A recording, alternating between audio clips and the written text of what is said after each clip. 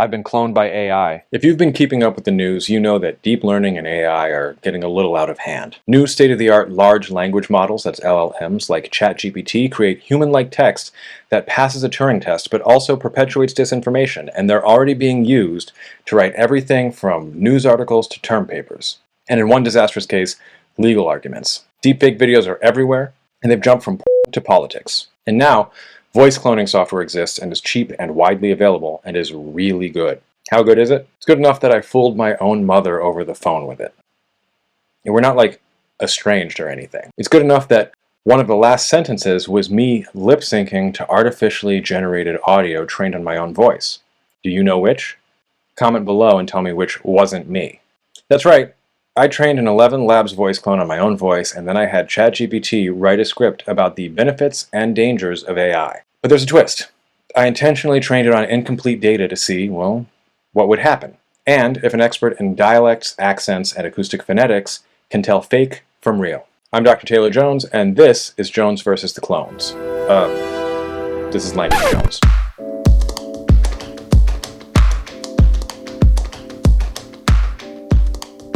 Okay, so here's the deal. Deep learning has continued to develop, computing power continues to double, proving Moore's law correct, and now deepfakes of your image and your voice are a very real and terrifyingly realistic possibility. I was curious how good voice clones are and if my training as a linguist could help me determine fact from fiction. So I did what anyone would do, and I cloned myself. I'm guessing from the gray in my beard I'm rather dusk. I also called my mother, which went great until I called her back and told her that she'd had a whole conversation with a cloned voice, at which point she said, and I quote, "Don't you ever do that again," which, fair. She's right.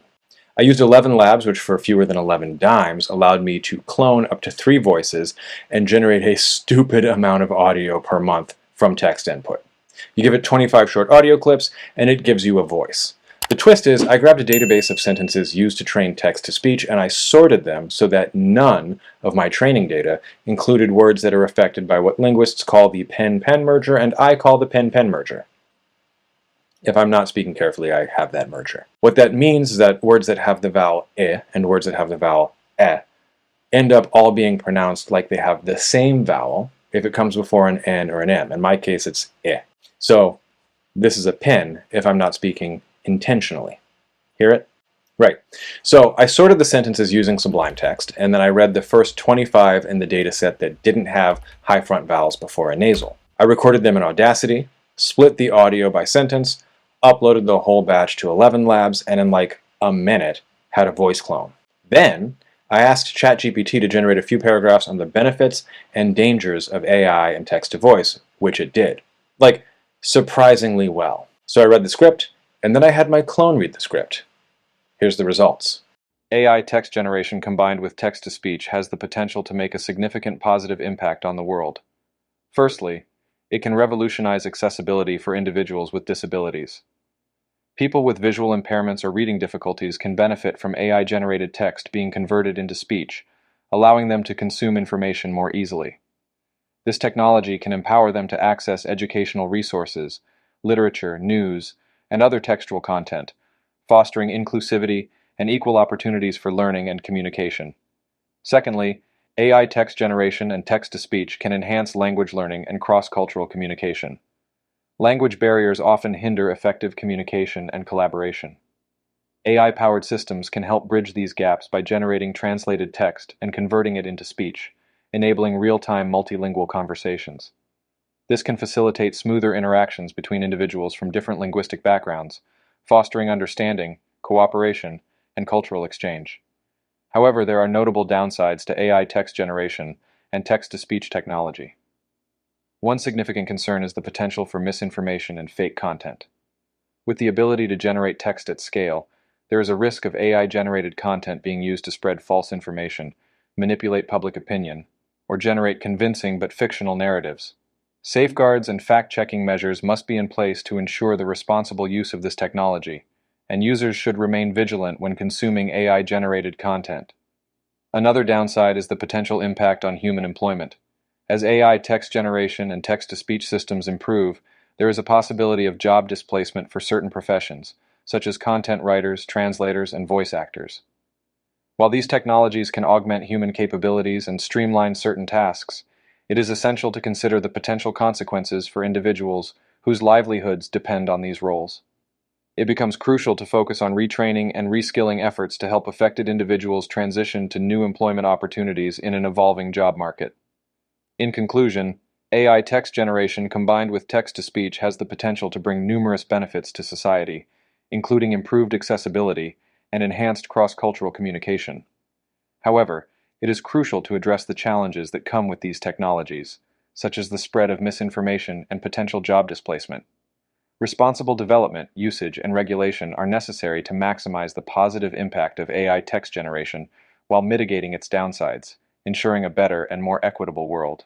Now, to me, this sounds like an NPR-addled version of me. It sounds just like me, but a little more chill. That's down to speech rate and pitch range. I happen to spend most of my time in the two-speech communities that have unusually wide pitch ranges in casual speech. But I thought it sounded scarily like me in terms of timbre and voice quality. The accent is just different enough, though. To me, it sounded like it was doing something slightly different with ash, the vowel that goes ah, and with some diphthongs like oi and ows and toy and clown. And it sounded suspiciously unmerged with the pins and pens. So naturally, I aligned the transcription to audio using Elan and then used the force alignment and vowel extraction software suite my alma mater, the University of Pennsylvania, is famous for. It's built on HTK, but you don't really need a deep knowledge of hidden Markov models to appreciate the results. The end result is that I have text grids that align both the individual words and the individual phones, that is, the sounds, to the audio, and I have a data set that takes relevant measurements. I can look at all of it in Praat. For our purposes, we're going to look at formants, which are how a lot of sociolinguists study accents. Although, some phoneticians like Mark Lieberman are moving into some more advanced and more interesting territory. Formants are information present in the audio that are correlated with tongue height and tongue backness, and therefore correlated with, well, what a vowel sounds like. Linguists often use F1 and F2, that's the first and second formants, to study speakers' vowel spaces in 2 dimensions and to compare vowel spaces, that is, accents, across speakers. You get them by doing a Fourier transformation of windowed samples of the speech signal, but that's also not super important to understand right now. There's plenty of other videos to watch to understand it if you want to go down that rabbit hole. I recommend the 3 Blue 1 Brown video on it. I used R to analyze the data in RStudio, and I'm making a notebook available on my website, www.languagejones.com. First, let's actually compare in Praat. Here's my as. Impact, access, enhance, gaps, interactions, and here's the clone. Access, enhance, gaps, interactions. Here's my Oz.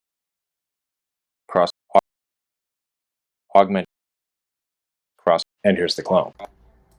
Cross, augment, cross. They're different to my ear. But it's one thing for a trained professional to claim to hear a difference, and it's another to measure it. Here's the means of every vowel compared by speaker. Some are very close, others are quite far. I decided to track the formant measurements in a 2D space for diphthongs, that's your ois and i's and ows, using a few modifications of the code that Joey Stanley helpfully put up on his blog. This is a comparison of I, the price vowel. The clone goes through a slightly higher and backer starting point, closer to long open O, pronounced aw, and goes to a higher fronter E, whereas I start more at an ah and go to I. Looking at oi, the choice vowel, there aren't many, but they're also noticeably different. Language clones, that's what I'm calling it, starts closer to O and ends closer to I, oi, whereas I start closer to aw and end closer to E, oi. It seems to tense ah sometimes to ia, when I generally don't, unlike most white Americans. And we can actually compare the tracks of all the vowels, so now we're getting into some really interesting territory. I decided to look at the pen-pen merger, and this looks to me like it's unmerged. There's a couple of tokens of I that are low for the clone, but that's a product of more or less a syllabic nasal and quick speech or an unstressed syllable. It's got pretty clear separation. Whereas there were quite a few of my as in pen words that edge right up into my I territory. Because I really wanted to think about how to address the dangers of cloning, I also decided to measure Mahalanobis distances from clone vowels to the mean of my vowels' distributions. Mahalanobis distances provide a high-dimensional, standardized measure of distance, basically the distance of any point to the center of a distribution in n dimensions. And it's measured in terms of standard deviations. It's a great tool for finding outliers. I got Mahalanobis distances for my vowels using the covariance matrix for my entire F1, F2 space, and then mean F1 and F2 for each vowel. That is, I as different from E, and so on. As expected, the vast majority of my vowel observations have a Mahalanobis distance of 2 or less to that vowel's mean. In some cases, it's like 97.6%. The clone, not so much, 87.5%. So this can be thought of as a measure of its accuracy in imitation. Now, interestingly, Mahalanobis distances aren't directional, and there's some weird stuff going on with the low back vowels, your ahs and ahs that are pronounced with your tongue low and back in your mouth. Specifically, my ahs are lower. The clone seems to have a formant floor it doesn't go below. Okay, so technically it's not a floor, it's a ceiling, because we measure things negative F2 and negative F1 in order to make it look more like the vowel trapezoid that's used traditionally in phonetics before we had this kind of instrumental measurements. So yeah, it's a ceiling, not a floor, but in the vowel space it looks like a floor. If you're thinking about an actual tongue and a mouth, it's like it doesn't go lower than a certain point, and my tongue goes lower than its tongue.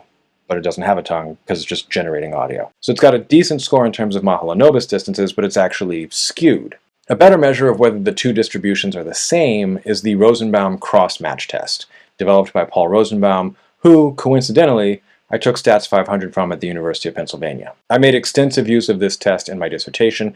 However, it looks like their R implementation has not caught up with the switch from R version 3 to R version 4, and I really did not have the energy to write my own package for a YouTube video.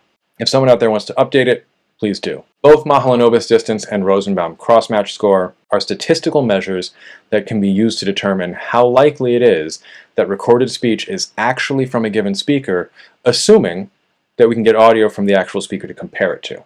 To the untrained ear, the clone and I sound, I think, basically the same, but they're still statistically differentiable, for now. Rosenbaum cross-match is the kind of thing that I would use if I were testifying in a court of law. And make no mistake, that's where things are going. Voice clones are scary good, and I think we're about to enter a very, very dangerous time, but an exciting time for forensic linguistics. The ChatGPT speech sounds good, but it doesn't quite sound like how I write. I'd never say reskilling, for one. So forensic work looking at style is going to be huge. And if this off-the-shelf clone I paid literally $1 for is good enough to fool my own mother, who I'll reiterate I'm on great terms with, then it's good enough for disinformation. I have the skills to instrumentally, empirically assess the veracity of audio, thanks largely to the training I got from people like Mark Lieberman and J.J. Kwong, but at this point there are only really dozens of us, and a gas leak at the International Congress of Phonetic Sciences and the LSA, and that's it. Maybe take out InWave to be sure, but then again, maybe not. And honestly, who knows how long the experts will outpace the machines? Leave me a comment below letting me know how long you think the experts will outpace the machines. All of the tools I used, both to generate text and audio and to perform analysis, are readily available. I spent exactly $1 on this project. So now we're in very uncharted territory, and I'm not sure if I should feel liberated, since we all have plausible deniability for basically any statement we're purported to have been recorded saying, or terrified, since deepfakes are already so good and already in use in political campaigns. The ability to tell reality from simulacra and simulation is going to make or break alibis. It's almost certainly going to affect the next presidential race. And we're largely unprepared for all of this. It's scary.